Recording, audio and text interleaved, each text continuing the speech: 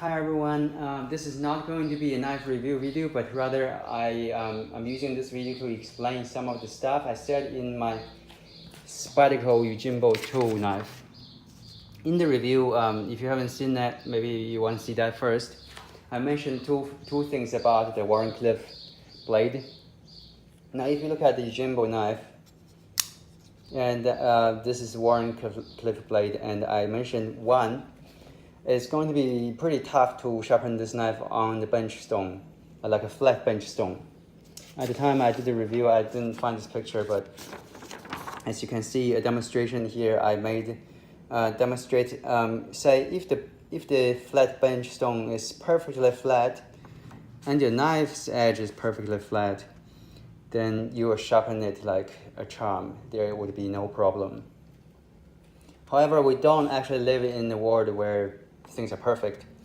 So if this edge has any sort of a slight curve toward that side, and then your bench stone obviously wouldn't be so perfectly flat, and then you put this knife on the bench stone, what happens is as you sharpen the knife like this, it not all the points on this edge will touch the sharpening surface.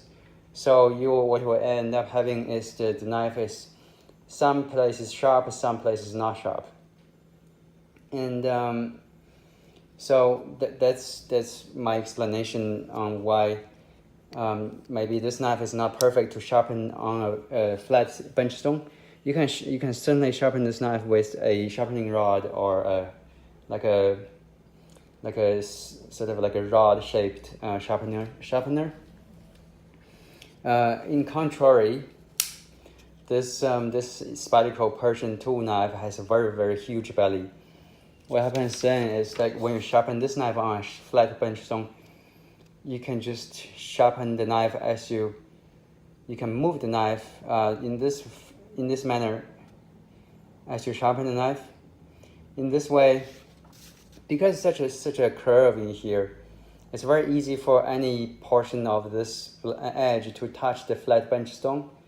So this sort of knife is ideal to be sharpened on a flat bench stone. So that's my first point. And then my second point here being the Warren-Cliff knife has an interesting edge which encourages a piercing sort of motion when you do slash, say, material we call it. Really, we're talking about self-defense use. So this is free hanging paper.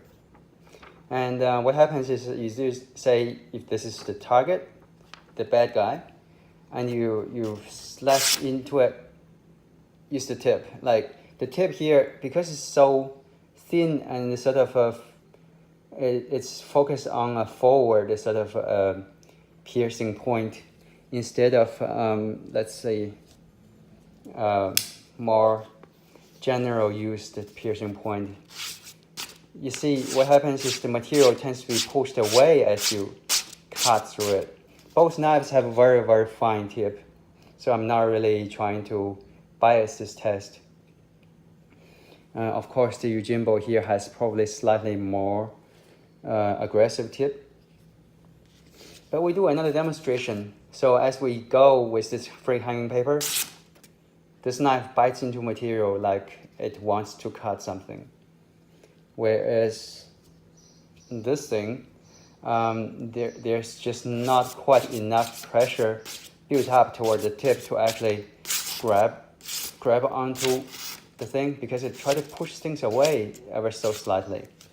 Having said that, I don't want you to take me wrong and thinking, oh, okay, are you saying this knife here has more, it's just going to be more better and at a sort of slashing attack, and that knife is not? I'm not saying that, because both knives, if you slash it really hard, both tips will pierce through soft material very well.